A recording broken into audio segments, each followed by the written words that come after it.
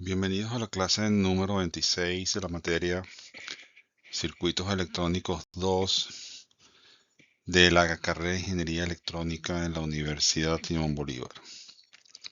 Hoy continuaremos viendo el tema de osciladores lineales.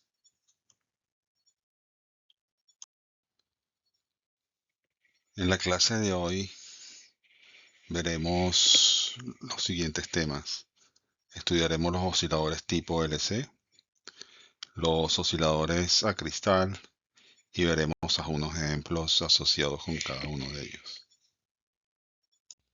El primer oscilador tipo LC que vamos a estudiar es el oscilador Colpitts. Como ven, la red de realimentación está formada por dos capacitores y una bobina. Es un circuito que obviamente por sus características es un circuito resonante, un circuito que está sintonizado para trabajar a una determinada frecuencia.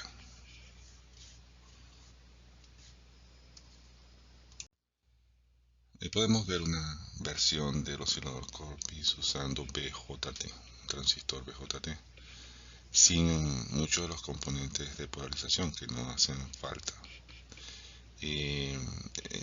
Se usan transistores precisamente porque, primero por la frecuencia a la cual se trabaja, y en segundo lugar, precisamente por la necesidad de tener una impedancia de entrada asociada al amplificador, que es formado en este caso por el transistor y la resistencia R+, la Rp del transistor y su GM.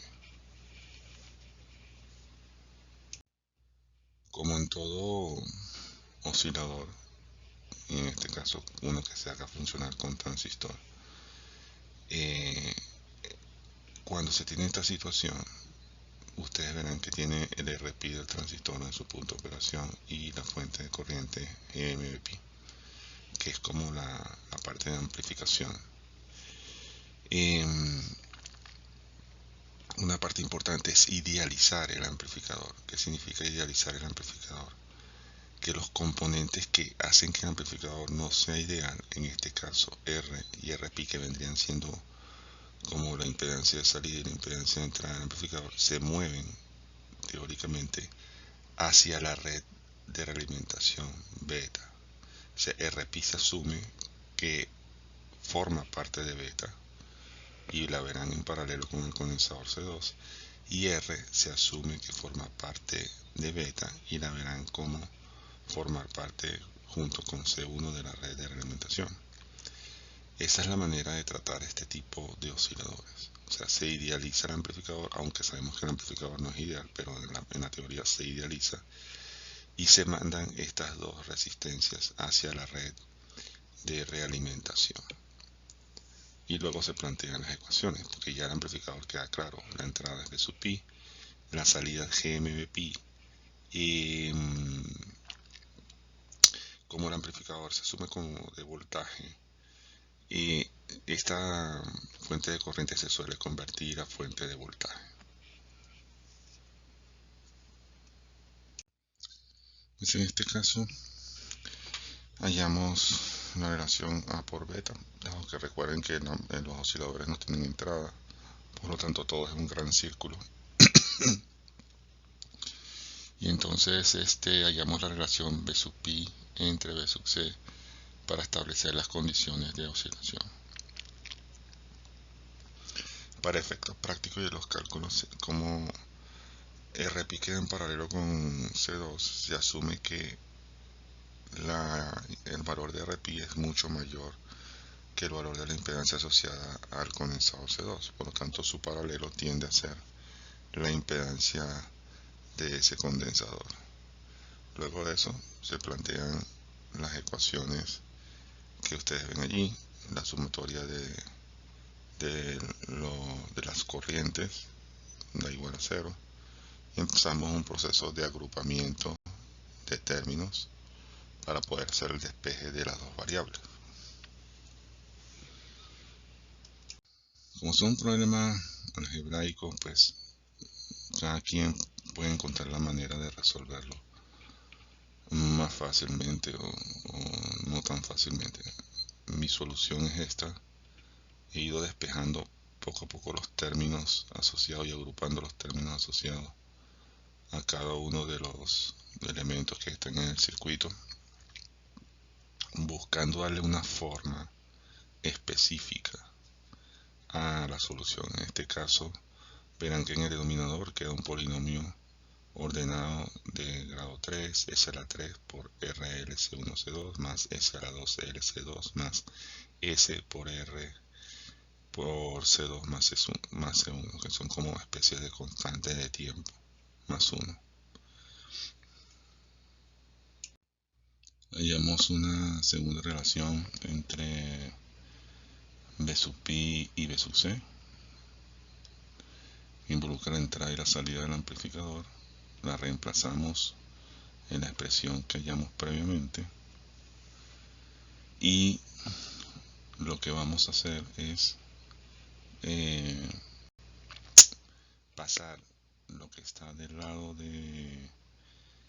izquierdo de la ecuación hacia el lado derecho de la ecuación. Al hacer eso, del lado izquierdo queda un 1, porque lo que estaba allí lo pasé dividiendo. Entonces queda 1 igual a la expresión que ven del lado derecho. S cubo RLC1C2 más S cuadrado LC2 más SRC1 más C2 más 1 entre lo que quedó de la división, que me dará menos GMR. S1, que queda a la izquierda, se va a interpretar como la condición de A por beta igual a 1, que es la condición de oscilación del sistema. Entonces reemplazamos los S por J omega para hallar la condición que parte real es igual a 1 y parte imaginaria es igual a 0. Si hacemos cumplir que la parte imaginaria es igual a 0, todos los términos asociados a J se igualan a 0 y da como resultado que la frecuencia de oscilación en radianes sobre segundo es la raíz cuadrada de C1 más C2 entre L por C1 por C2. Si hacemos ahora la parte real igual a 1, habiendo hecho la parte imaginaria igual a 0, pues reemplazando el resultado que obtuvimos en la parte imaginaria en esta parte y despejando, nos queda que GMR, que es un término asociado a ganancia, como ya hemos visto a lo largo del curso, es igual a la relación entre C2 y C1.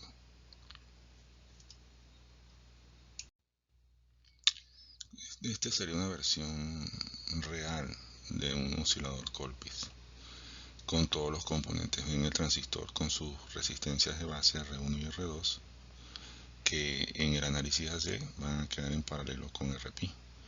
La resistencia R4 se va en el análisis AC porque está en cortocircuito con el condensador, y la resistencia R3 es la que nosotros vemos aquí como R, ¿no?, que es parte de la ganancia del amplificador. C1 y C5 son condensadores de acople que se pueden decidir rápidamente, simplemente es para separar lo que es la parte DC de la parte AC del oscilador, porque la parte AC incluye la bobina. Entonces es solamente para polarizarlo, se conectan esos condensadores de bloqueo para evitar que el DC afecte los cálculos. Como ven, hay como muchas incógnitas y pocas ecuaciones. De la parte de la condición de ganancia igual a 1, obtenemos una relación que depende de los condensadores C1 y C2. Allí hay que nuevamente asumir uno y despejar el otro. No hay otra. O sea, hay que asumir un valor real y ver si de C1, por ejemplo, y ver cuánto quedaría C2 y si es un valor comercial. El valor, la GM y la R, pues son dados, vienen de la parte de C y se conocen del transistor. Y una vez teniendo los valores de C1 y C2, nos vamos a la condición de la parte imaginaria. Sabemos la frecuencia de oscilación que deseamos, sabemos el valor de C1 y C2, y entonces podemos despejar el valor de L. Esta es una versión del mismo oscilador Colpix, pero usando un transistor FET. Básicamente son los mismos componentes, quitando los que están asociados a la red de polarización, que desaparecen en el análisis AC, o que tienen valores que no afectan el circuito de alguna forma. Este es el circuito equivalente de ese mismo oscilador con transistor FET. Ven que es un circuito que, si se quiere, es fácil de analizar siempre haciendo las ecuaciones de malla adecuadas, ¿no? Y esta sería la versión de oscilador con todos sus componentes utilizando un transistor FET. Recuerden, siempre hay que estar claro en identificar quién es A y quién es beta, así como hicimos con la parte de realimentación. De la parte de A, pues desafortunadamente cuando se trabaja con componentes como transistores, pues hay que lidiar un poco con la parte de polarización de las corrientes, el punto de operación y esas cosas. Una vez que eso se supera y se obtiene el valor de GM o del RP o lo que se necesite, pues se reemplaza el transistor por su modelo equivalente, y ya la malla que queda, quitando los condensadores que van a cortocircuito y los elementos asociados a eso, pues queda un circuito muy sencillo de analizar. O sea que no tiene que ser un gran problema poder resolver este tipo de, de circuitos. Veamos ahora el ejemplo 26.1. Se desea diseñar un oscilador tipo Colpix que produzca una señal senoidal de frecuencia 1 kHz. Se dispone de un transistor cuyo valor de Gm es igual a 10 mA por voltio y R es igual a 1 kΩ. Luego de hecho esto y hallado los valores de C1 y C2, nos vamos a la condición de la parte imaginaria, donde está la frecuencia de oscilación. Despejamos el valor de L de esa ecuación y obtenemos el valor de L, que es igual a más o menos 0.18 microhenry. Ya de ahí el valor de las bobinas es más complicado, porque si los condensadores tienen valores muy específicos, las bobinas lo tienen aún más. Entonces buscar una bobina que cuadre exactamente con este valor a veces no es sencillo. Sin embargo, bueno, uno va jugando con esos valores, y entonces si consigue un valor de L parecido, modificaremos algún valor de condensador para que la frecuencia sea la que se desee, o lo más cercano a lo que se desee. El segundo tipo de oscilador que vamos a estudiar es el oscilador Hartley. Es un oscilador que estructuralmente se parece al Colpix, solamente que trabaja con dos bobinas y un condensador, más o menos la misma configuración circuital, solamente ese cambio: utilizar dos bobinas y un condensador para poder funcionar y producir las oscilaciones que se necesitan. Haciendo un análisis similar al que hicimos en Colpix, pues hallamos el producto A por beta con la relación B sub pi versus B sub c.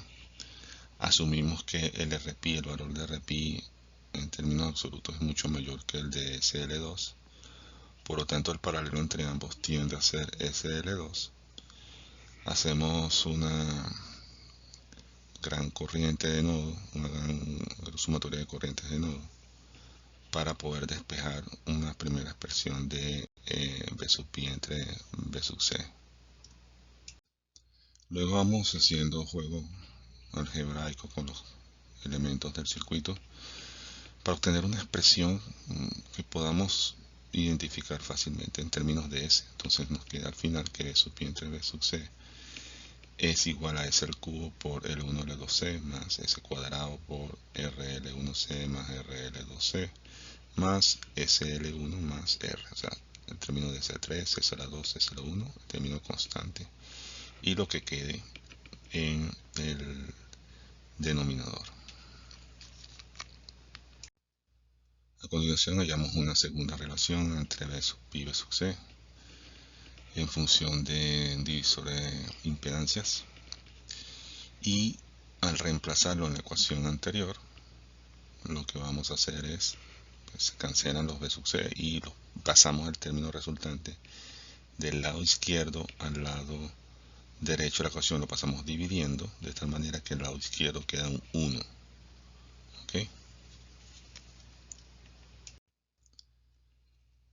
Una vez hecho esto, manipulamos un poco los componentes para que no sea sencillo ver las relaciones entre ellos. Sacamos un factor común que es 1 menos 1 sobre 1 sobre menos gm por r, y el resto de la expresión. Una vez hecho esto, entonces ya podemos reemplazar ese 1 por su equivalente de 1 más 0j en la expresión de la ecuación, y buscamos que del lado derecho claramente aparezcan identificados la parte imaginaria y la parte real, de tal manera que podamos hacer cumplir las dos condiciones que se requieren para que el circuito oscile. Si hacemos cumplir que la parte imaginaria es igual a 0, el término imaginario, luego de igualarlo a 0 y hacer las transformaciones correspondientes, nos queda que omega es igual a la raíz cuadrada de 1 entre C por L1 más L2, que es la ecuación que nos indica la frecuencia de oscilación del circuito. Luego de hacer cumplir que la parte imaginaria es igual a 0, hacemos que la parte real es igual a 1 y despejamos la condición de ganancia. Dice que Gm por R es igual a L1 entre L2. Estructuralmente se parecen mucho a las ecuaciones de Colpitts, por lo menos el principio de diseño es exactamente el mismo. Esta es una versión del oscilador Caltree con sus componentes de polarización. Es un circuito real. Tiene un R1, R2 para la polarización en la base del transistor. Un RFC es un componente especial que se usa con circuitos de frecuencia, que es como una bobina especial de choque para que no haya paso de corriente en AC hacia el circuito.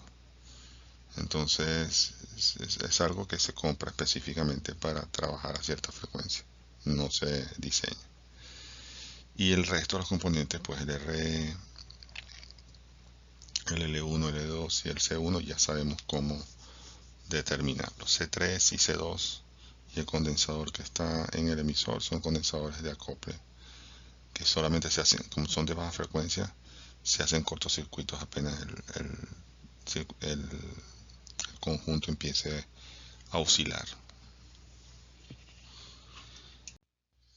Como se utilizan dos bobinas y usan como un separador entre ellas debido a la estructura como está conectada, usualmente se utiliza un transformador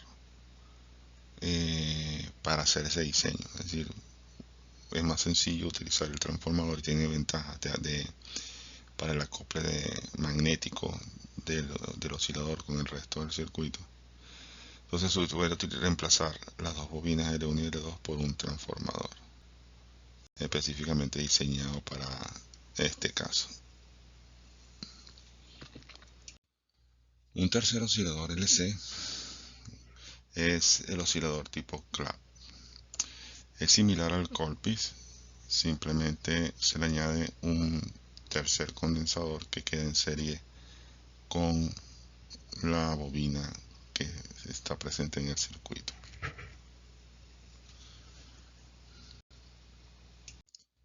Hay otro oscilador llamado oscilador Armstrong, que está basado en el uso de un transformador para producir el desfasaje de menos 180 grados requeridos para que se cumpla el principio de Barkhausen. Y vean la estructura, ¿no? Es como dos condensadores y un transformador conectados de esa forma. CC1, C sub B son condensadores de acople y desacople del circuito. Por lo tanto, se hacen cortocircuitos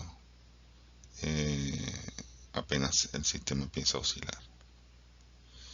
¿Ok? Entonces, bueno, son variantes que funcionan bajo el mismo principio. Son circuitos LC con arreglos diferentes y condiciones diferentes de operación, pero al final producen las oscilaciones que se necesitan. Se usa mucho en circuitos de comunicaciones, que tienen que ver con comunicaciones.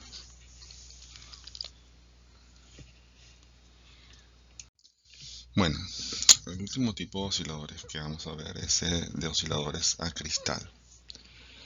Estos osciladores están basados en el uso de un elemento piezoeléctrico de cuarzo que vibra a determinada frecuencia cuando se les aplica una tensión entre sus terminales. La forma externa es la que está en la figura A, es como un encapsulado metálico con dos terminales de salida. Internamente están los dos terminales y el trocito de cuarzo, que es el que se va a hacer vibrar cuando se le aplica la tensión entre los terminales, el símbolo eléctrico del cristal, que es como se ve en la figura, y su circuito eléctrico equivalente. Ahora hacer el análisis de circuitos con osciladores de cristal se reemplaza con estos componentes.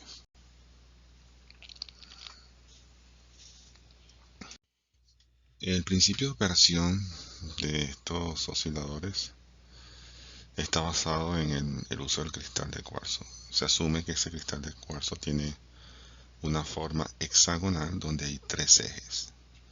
El eje X es el eje eléctrico, el eje Y es el eje mecánico y el eje Z es el eje óptico.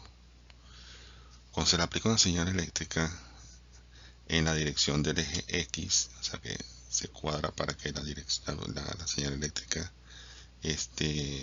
aplique sobre la dirección del eje X, la parte mecánica de la estructura del cristal, se produce una vibración en el eje Y y viceversa. Si yo hago una agitación mecánica en el eje Y, se va a tener como resultado una señal eléctrica en el eje X.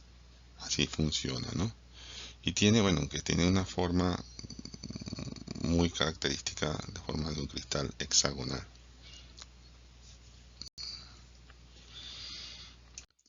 Este efecto piezoeléctrico se puede explicar como está en la figura. Supongan que tienen una barra de cuarzo fijada mecánicamente a un punto, puede ser una pared de algo, y dos terminales a cada una de sus placas donde se le puede aplicar un determinado voltaje. Ese voltaje se riega a lo largo de toda la pieza de cuarzo que está allí, y entonces se observa que si se le aplica un determinado voltaje en una determinada polaridad, pues esa barra de cuarzo se flexiona en un sentido o en el otro. Es una micro tensión que hace que se produzca una flexión muy pequeña pero sostenida en un sentido u otro. Si el voltaje va variando, pues se hace vibrar la pieza, la barra de cuarzo, de acuerdo al voltaje que se le aplique.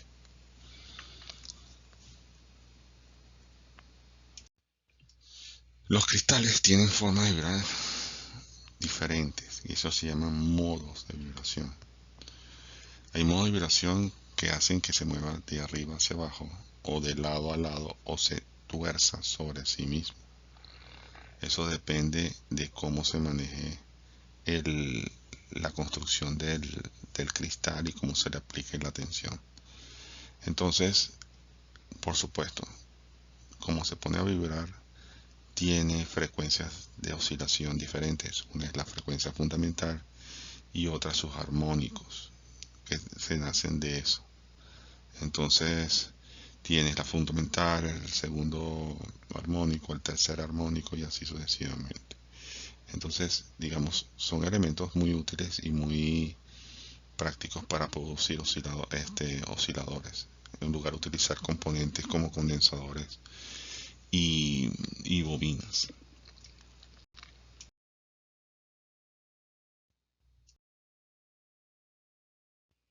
Aquí tenemos pues el circuito equivalente del cristal y los parámetros de el cristal en base a un fabricante. Si se desea trabajar a cierta frecuencia, por ejemplo 32 kHz, pues hay una serie de información sobre sus componentes. Si se desea trabajar a 280 kHz, hay una cierta información sobre los componentes y así sucesivamente hasta llegar a 10 MHz. Como ven, son frecuencias específicas. No se hacen como los circuitos que uno puede como que escoger al detalle una frecuencia. Aquí vienen para determinada frecuencia y uno hace el diseño en función de esa frecuencia. Entonces tenemos los RSL, los CSCP y el factor Q, que es el factor de resonancia. Hay lo que le da la característica al cristal es el corte, la manera como está cortado, el cut. Entonces hay un corte llamado XY, otro DT, otro AT. Dependiendo del tipo de corte como se le dé al cristal de cuarzo, a la pieza de cuarzo, entonces tiene sus propiedades, sus características intrínsecas de R, L y C. Y por supuesto el Q. Entonces, cuanto más sintonizado es el cristal, pues mejor, su comportamiento es mucho mejor.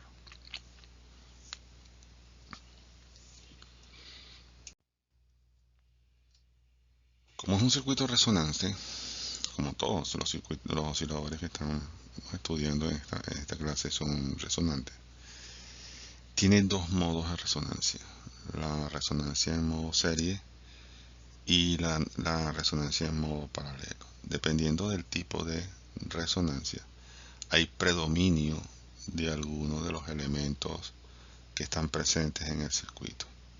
Entonces a veces tiene un comportamiento inductivo y a veces tiene un comportamiento más capacitivo. Eso depende del tipo de resonancia en el cual se trabaja. Eso es una virtud, bueno, que requiere un poquito de práctica sobre el uso de los osciladores a cristal. En la resonancia en serie, la frecuencia de resonancia omega S corresponde a la frecuencia de resonancia de la rama LCR, de los componentes RCL que están en serie. Eso hace que a esta frecuencia de resonancia se produzca un máximo, debido a que el circuito tanque formado por LS y CS va a alcanzar un pico de resonancia, va a tener aquí el punto máximo de cresta Q de esa rama del circuito. Entonces, si resuena a esa frecuencia que está asociada a los componentes con que fue diseñado el cristal. Omega P es la frecuencia de resonancia en paralelo y depende mucho de la frecuencia. Para la frecuencia depende mucho de la corriente que está presente en el uso del cristal, en la parte del circuito del cristal. Por lo tanto, ahí esa corriente alcanza un máximo. Entonces, de allí nacen dos ecuaciones: la ecuación de la frecuencia de resonancia en serie, que es 1 sobre LSCS, la raíz cuadrada de LSCS, y omega paralelo, la frecuencia de resonancia en paralelo, que es 1 sobre la raíz cuadrada de LS por el condensador equivalente, que es el serie de CP y CS. Entonces, esas son las dos frecuencias de resonancia con las cuales uno trabajaría para hacer los diseños de los osciladores basados en cristales. La impedancia del cristal se puede determinar un poco trabajando con las expresiones de frecuencia de los condensadores y las bobinas. Pues básicamente tenemos dos ramas que quedan en paralelo y lo que hacemos es tratar de hallar la impedancia equivalente de ellas. Y a veces se hacen aproximaciones que vienen de la práctica. Entonces no es fácil saber si algo es mucho menor o mucho mayor que qué, a menos que se contenga un conocimiento práctico de eso. En este caso en particular, pues se asumen que, por ejemplo, la impedancia de LS es mucho mayor que la resistencia R asociada al cristal, y que la impedancia de C sub S también es mucho mayor que R. Eso nos permite simplificar algunos términos para poder tener una expresión mucho más sencilla y limpia. Haciendo esas sustituciones en las ecuaciones anteriores, vamos un poco manipulando algebraicamente la expresión, siempre dándole una forma que podamos interpretar de forma sencilla, o sea, parte real, parte imaginaria, y vamos agrupando los elementos, los distintos elementos de la ecuación. Sustituyendo S por J Omer, pues obtenemos la expresión final de la impedancia del cristal, la cual queda como se ve en pantalla, que son cosas que como tenemos como dos circuitos resonantes. Arriba un circuito resonante omega al cuadrado menos 1 sobre LCS, ¿verdad? Y esa parte, cuando se hace igual a cero, me da una frecuencia de resonancia. Y abajo tenemos otra frecuencia de resonancia, que es omega al cuadrado menos 1 sobre LSCP por CS, que es otro modo de resonancia. Arriba tiene un modo de resonancia serie y abajo se ve el modo de resonancia paralelo, tal como habíamos descrito anteriormente. Solamente que aquí se puede observar claramente con la expresión final de la impedancia asociada al cristal. Aquí observamos una versión del oscilador Colpitts basado en cristal. Observen que se reemplazó la bobina por el cristal y los dos condensadores. No es muy común utilizar operacionales en estos osciladores a menos que sean de baja frecuencia, porque los cristales, cuando trabajan a alta frecuencia, los operacionales no dan el ancho de banda que se requiere. Por eso que se utilizan muchos transistores cuando se trabajan con cristales, y esos circuitos de comunicación, circuitos de donde se requiere alta frecuencia, requieren el uso de transistores con unas determinadas características de construcción. Aquí vemos el circuito equivalente del oscilador, ¿verdad? Y los componentes básicos, la RL, la R1, los C1, C2, y lo que tiene asociado con el modelo del cristal. Entonces vamos a hallar las ecuaciones de nodo A y las ecuaciones de nodo B para poder hallar las condiciones de oscilación de este circuito. Entonces empezamos por el nodo B y planteamos las ecuaciones de corriente en ese nodo para hallar una expresión que relacione a B sub 0 y a B sub F.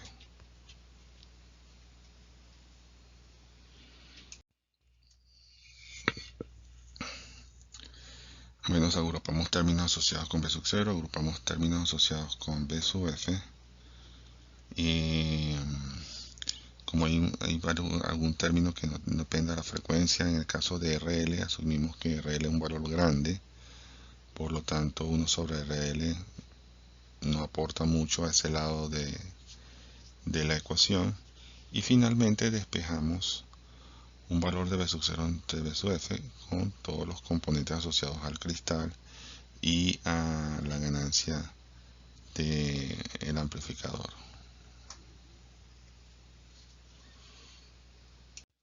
Ahora hacemos lo propio del lado del nodo A con las ecuaciones asociadas a ese nodo y despejamos también una expresión de B sub 0 entre BF.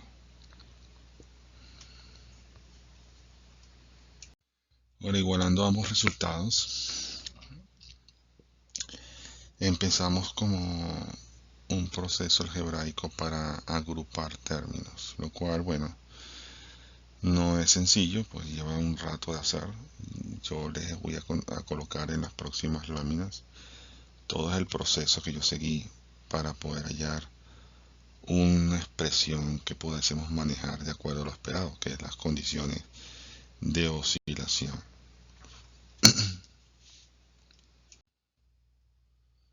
Aquí pasamos a algunos términos, los agrupamos en función de los componentes fundamentales.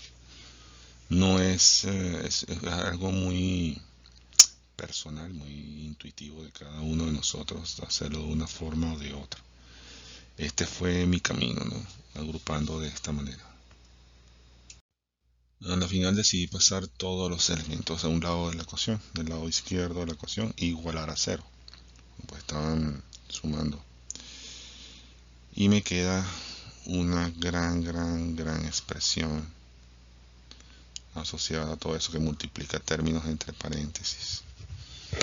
Entonces, bueno, hay que tener paciencia y mucho cuidado al hacer los términos equivalentes allí de cada uno de los productos. Agrupando los términos en función de los S, todo lo que está asociado a S cuadrado, todo lo que está asociado a S y todo lo que es término independiente, la expresión está tomando esta forma.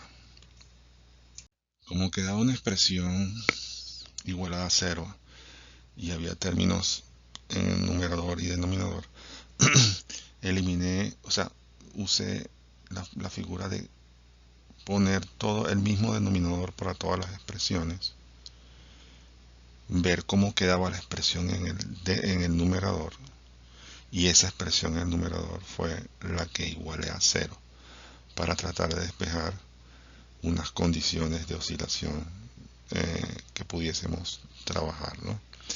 Entonces verán que hago eso, todo lo que está en el denominador saco factor común, multiplico arriba y me queda un gran numerador que es lo que igualo a cero. Una vez que tengo algo agrupado en función de S nuevamente, S al cubo, S al cuadrado, S y término independiente, reemplazo S por J omega para obtener una parte imaginaria y una parte real. Ahora bien, aquí no aparece el 1, sino aparece el 0. Entonces tengo que asumir que tanto la parte real es igual a 0 como la parte imaginaria es igual a 0. Se interpretó el 0 como 0 más J0. Igualo cada una de esas partes a 0 para buscar una expresión. Entonces, igualando la parte imaginaria igual a 0, siendo la parte imaginaria igual a 0, sabemos que nos da la frecuencia. En este caso nos da que la frecuencia en radianes es la raíz cuadrada de C1R1 más C2R1 más C2RE entre C1, C2LE y R1. Y la frecuencia, por supuesto, en Hertz es haciendo la omega 2pi por F y despejando la F. Es difícil, teniendo tantos componentes diferentes, agrupar bien, pero esa es una expresión razonable. Pues son constantes de tiempo, C1R1 es constante de tiempo, C2R1 es constante de tiempo, C2RE es constante de tiempo. Y así pues, entonces tenemos constantes de tiempo entre constantes de tiempo. Entonces teniendo ahora la parte real igual a 0,